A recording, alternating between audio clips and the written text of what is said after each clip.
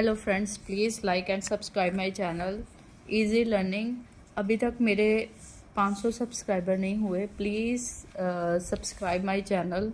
और watch time भी बहुत कम है। Please help me to increase my watch time. So this is like a motivation for me. So that's why which help me to post more educational video. Please like and subscribe my channel. So after this आज हम जो discuss करने जा रहे हैं वो है decision table, जो फोर्थ हमारा टूल है स्ट्रक्चर्ड एनालिसिस का। सो पहली वीडियोस में हमने डिसीजन ट्रीज जैसे कि डिस्कस किए हैं, decision tree, DFD, data dictionary. तो आज हम डिस्कस करने जा रहे हैं डिसीजन टेबल।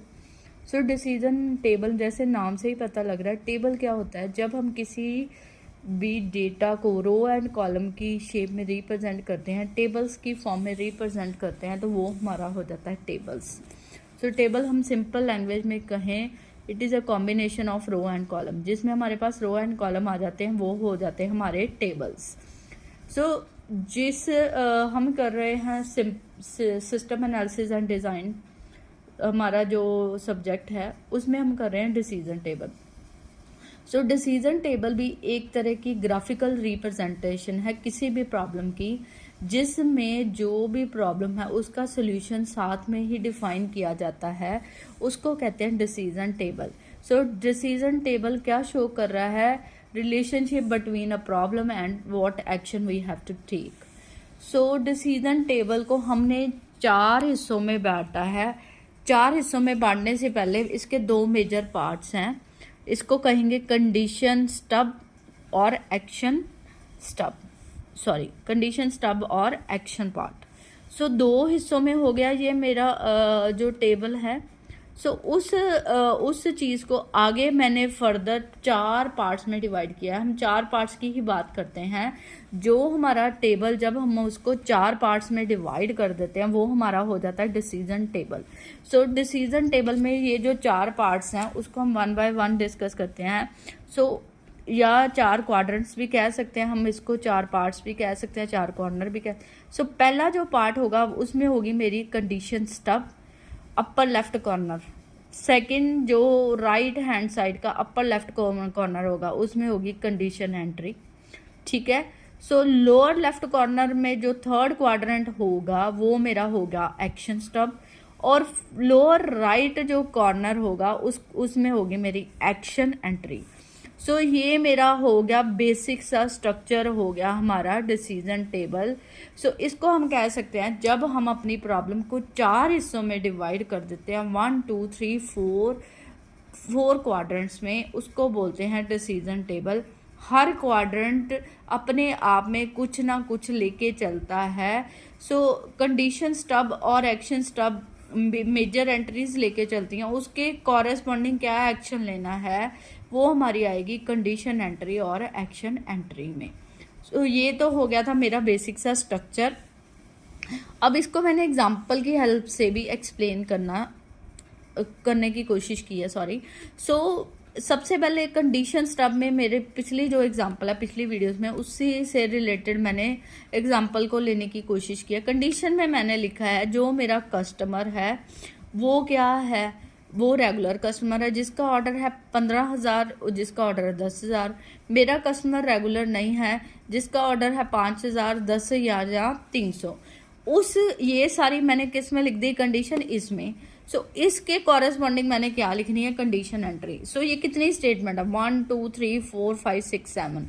सो कंडीशन एंट्री भी मैंने क्या बना ले? 7 नंबर लिख लिए। सो पहला, अगर जो एंट्री है उसके कॉरेस्पॉन्डिंग आपको यस और नो मार्क करना पड़ेगा। किसमें? कंडीशन एंट्री में। Customer is a regular, yes. Order क्या है उसका?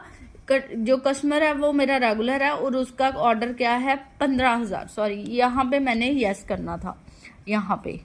तो इसको मैं देती हूँ काट, ठीक है। सो जो मेरा कस्टमर है वो है रेगुलर है, और जहां पे आपको एंट्री करनी है वहां पे आप क्या लिख दोगे, यस। बाकियों पे क्या लिख दोगे, नो नो नो नो। ये जो 7 पॉइंट है ये 7 लाइंस को रिप्रेजेंट कर रहे हैं।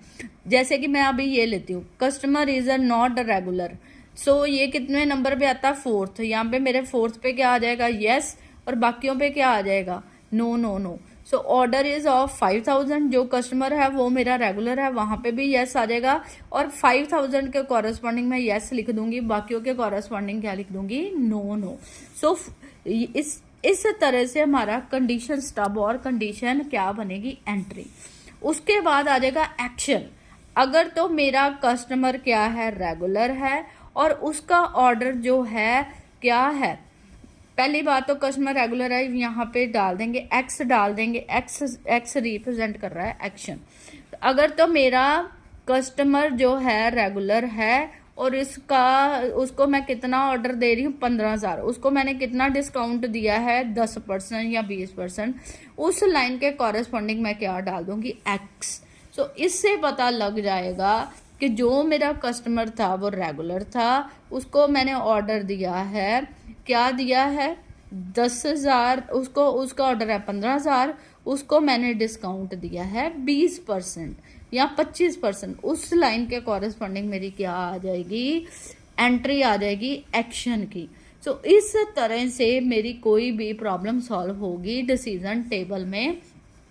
सो इस तरह से किसी भी प्रॉब्लम को हम रिप्रेजेंट करेंगे 4 क्वाड्रेंट में। इधर स्टेटमेंट आ जाएगी, इधर स्टेटमेंट के कॉरेस्पॉन्डिंग यस और नो एंट्री आ जाएगी, इधर डिस्काउंट आ जाएगी, और जहां पे जो जो डिस्काउंट है उसके कॉरेस्पॉन्डिंग हम क्या लगा देंगे, एक्स।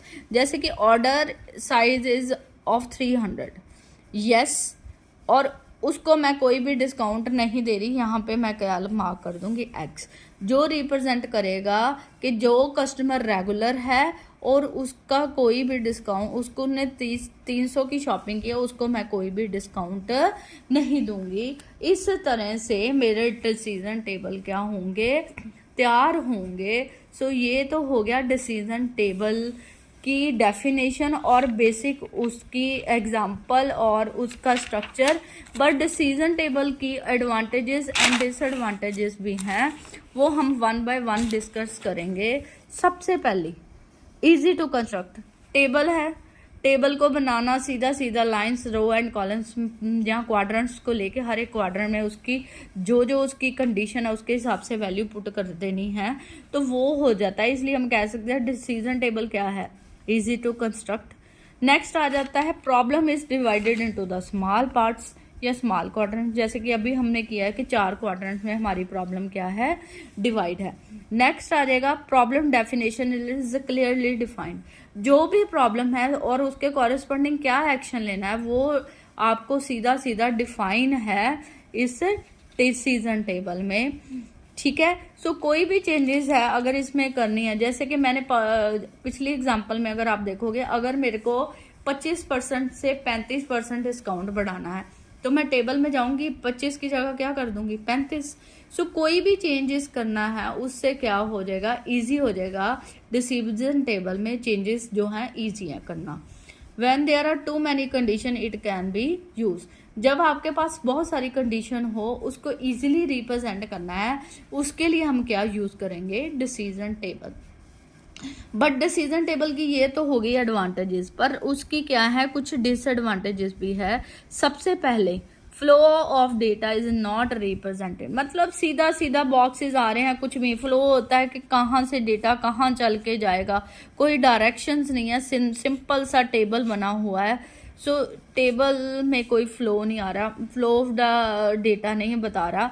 जैसे कि हम DFD क्या करा है कि यहाँ पे मेरा 1 है, यहाँ से चल के मैंने 2 पे जाना है, 3 पे जाना है, और हम एरो लगा देते हैं, मार्क पता लग जाता है 1 से 2, 2 से 3।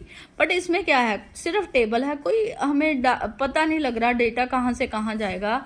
सो फ्लो जो है रिप्रेजेंट नहीं होता। सो इसको बनाने के लिए टेक्निकल नॉलेज होनी चाहिए, जैसे कि प्रॉब्लम को 4 क्वाड्रेंट में डिवाइड करना है, कंडीशन स्टब में क्या आएगा, एक्शन स्टब में क्या आएगा, क्लियर होगा तभी कोई इसको तैयार करेगा।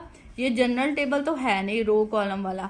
सो इसके लिए टेक्निकल नॉलेज स्टडी होना, इसके बारे में इंफॉर्मेशन होना, कैसे बनाना है, क्या क्या एंट्री कहाँ कहाँ होगी, इसकी नॉलेज होना ज़रूरी है। सो इसलिए हम कह सकते हैं नॉन टेक्निकल पर्सन इस पे नॉन टेक्निकल पर्सन इस पे वर्क नहीं कर पाता। नेक्स्ट है डिफिकल्ट टू अंडरस्टैंड, जैसे कि इसको समझने के लिए भी कि किसके कॉरेस्पॉन्डिंग क्या एंट्री हुई है, ये कैसे वर्क कर रहा है, इसको स्टडी कैसे करना है, उसकी नॉलेज भी होना क्या है ज़रूरी है। तो इसलिए इसको आम बंदे के लिए, रेगुलर पर्सन के लिए समझना भी क्या है, डिफ़िकल्ट है। सो ये हैं इसकी डिसएडवांटेजेस।